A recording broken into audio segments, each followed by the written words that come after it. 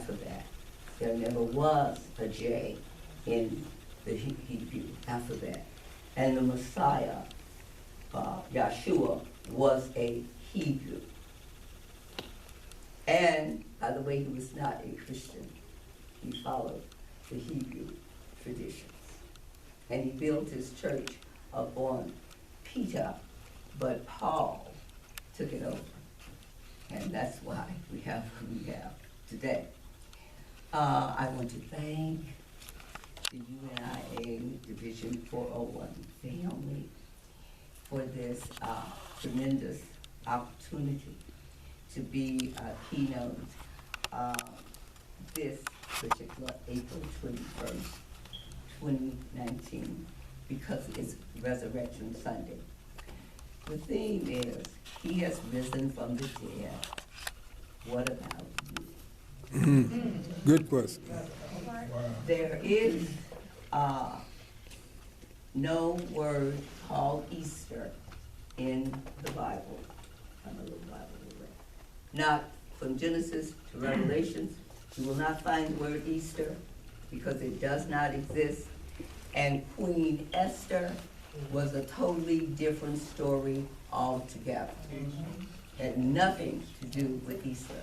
And I always say this, look for the lie in it, and if you find it, leave it alone. Because lying tongues do two things. They destroy the body and they destroy the soul. Lying tongues, it's written in the word, is a liar is worse than a murderer. And so we have a system of institutionalized, legalized lie system that purposely cause you to lie. Like Easter. And swine is one of the foods listed in the Bible that is unclean to you. So what do you have on the false day, on Resurrection Day? You have a ham. You know, the word says, give no thought to what you should eat, drink, or wear. So what do you have on Easter? The parade. You put on your Easter bonnet with all the frills upon it. So it's about what you're wearing. The ham, the forbidden, the food that is unclean. It's about that. And it's about rabbits laying eggs. When rabbits don't lay eggs, chickens lay eggs. But rabbits give birth to other rabbits. Say that part. And so we have institutionalized, legalized lie days, and that's one of them. We just passed one of them. You go up to somebody, which by the way, the dead season, they have us calling that new. So we go around and we say, this is new. But that's the dead season. And the rabbits are hibernating in their holes as if they're dead. The birds have flown away, and the earth is covered over with snow. It has no life. The trees are as bare as skeleton bones. But the legalized lie system says, you must call this new. But the firmament is saying, this is not new. The trees are bare. They're saying this is not new. The birds are flown away and the animals are hibernating in their holes, and everything in the firmament is saying this is not new. But to have your lying tongues, to make sure your body and your soul is destroyed, you must declare the new. There is a way around that. Just say, this is a happy new you, or this is a happy year. But anything but lying about it and calling it new when it is the dead season of the year.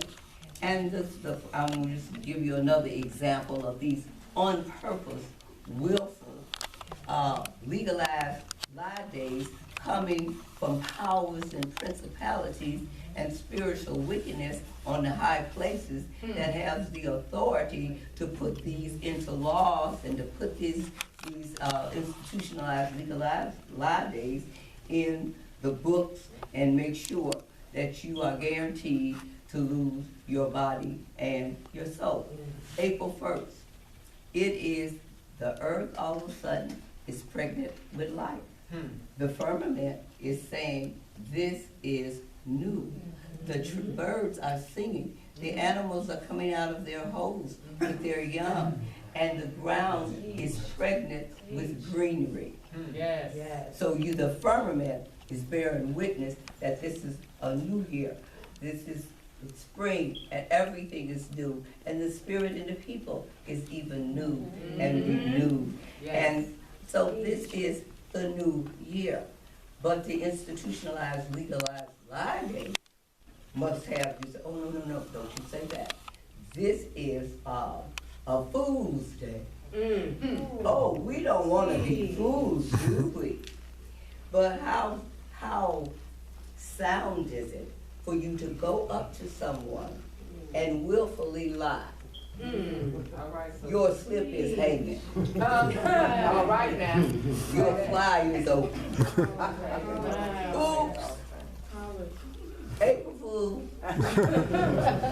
Now, who is the fool? Good question. Overstands that lying tongues destroy your body and your soul. They wouldn't be caught up in that. But it's spiritual wickedness and it's coming from a high places and it's subliminal and you're really not paying any attention to it. And that's why it's really time for us to make that spiritual secession. The South physically seceded from the United States of America based on some ill will principles to keep the bodies of black slaves in chains. And they had a right to do that because we derive our power from the consent of the governed, and they no longer consented to be governed. So they had their own Confederate States of America, and their own president, and their own everything. And so it's time for us to make that spiritual secession. Yes. Because the book of John 17:9 says, I do not pray for the world. I know John so said that he so loved the world that he gave his only begotten son. All of that's true. But his only begotten son says this in the book of St. John.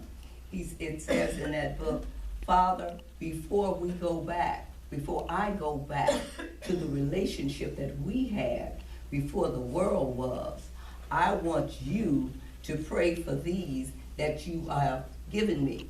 They are in the world, but they are not of it, just like I was in the world and not of it. So it is time now to spiritually get your hat, that spiritual secession, in order to save your soul instead of trying to save the soul of America. Go ahead. Say that part. Right now. Who has been built on your blood, sweat, tear, heart, and soul.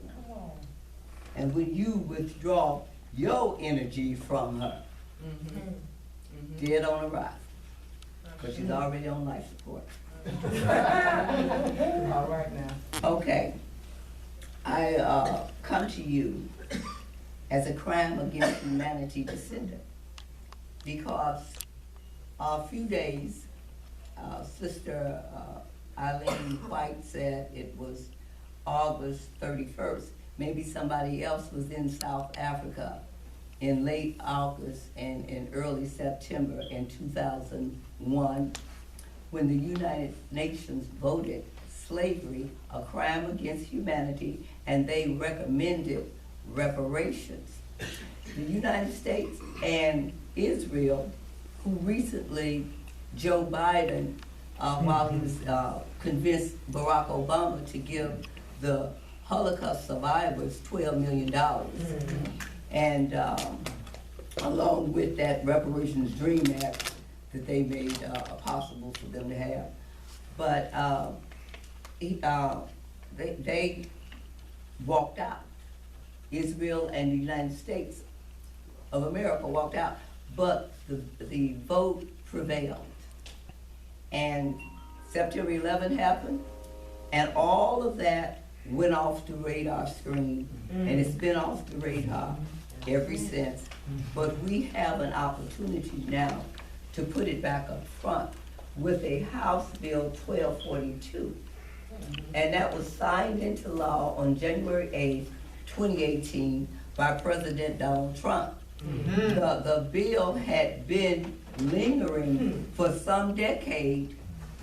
It finally passed through Congress. You see, if we listen to our minds instead of listening to mass media, if Trump, the country's hate for him is greater than the love for our own selves.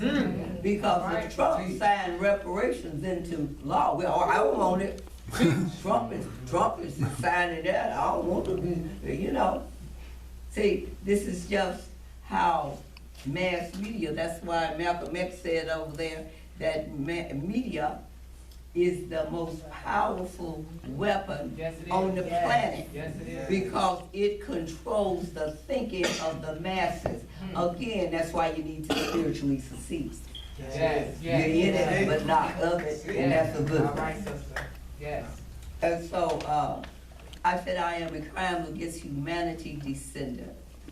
And my grandparents was born before December 1865, when slavery was abolished. And I also say I am a Jim Crow genocide survivor, because I was born before May 17, 1954, when genocide, legalized segregation, was abolished. And so we have descendants that are Jim Crow genocide descendants. And Dr. King said, we have got to get the language straight. That's right. And we do have to get the language straight. Only the red man and the black man, the savage and the slave, could be born in America, still not be citizens in the land of their birth. So all the rights and all the rights to land, sovereignty, exempt status, and cultural rights that the red man has, the black man, the kidnapped African, who was brought here in chains, first ones came, according to the history that they're going back. We can go back thousands of years, but for the sake of when did they put black bodies on the stock market, they know the date they did that. August 20th in 1619. So we could just go right there to August 20th, 2019. It's 400 years. And there's a lot of spiritual things that are going down well, for us as a people that I include over there when I'm talking about the in chains, on ships, only things that could pertain to us as a people. And so I said, therefore I am a Jim Crow genocide survivor. And all the rights that the red man has, as I said before, the black man needs those same rights. We need the right to exempt status, cultural rights, sovereignty, and land, because we never consented. If you derive your power from the consent of the governed, we never consented to be kidnapped from our homeland and enslaved as a movable property thing for 246 years, followed by 99 years of not being able to eat food, drink water, or use the toilet with other human beings in public places and libraries and parks that your tax dollars was paying for. So you were being taxed and you were not being represented. That's right. And it took 11 years to straighten that out. But then the non-citizens can come over and President Barack Obama can sign into law a reparations dream act for them. D, development. R, relief. E, education, free to graduate school for A, aliens, as in non-citizens, minors, not under the age of 12, but under the age of 31. That spells out the word dream. Plus, it's amnesty from any crime that's not federal, and exemption from student loans and credit debt. This is what the non-citizens get. This is why the Democrats, who 65% controlled by black people, shut the government down to protect the privileges. Because if you're a non-citizen, you have no rights to have a right. So based on their privilege, they shut the government down for delayed action on childhood arrival. That's called DACA. But what about the delayed 400 years of action for in-chains arrival? Good question. Our DACA. Good question. No. So, but this is what happens when you don't do what this man Marcus Garvey said. What he said, no matter who, you must emancipate yourself from mental slavery, while others can remove the chains from your body. Only you yourself can remove them from your mind. But after 345 years of being a non-person, or as the inferior of a person that you could be by federal laws, we don't have any incentive to remove the chains from our brain because we are in denial that those chains exist in the first place. So there's absolutely no incentive due to the miseducation of the Negro, and especially the millennials who don't have a clue, because we haven't given them the clue. We say they don't know, but we haven't taught them. So that is one of the reasons we have this day to put these days of respect. By the way, they were talking about unification, the only solution. I didn't realize that I had practicing these unifying days of respect over a decade ago. I didn't even realize that I had called them unifying days of respect. But that's what it's evidence.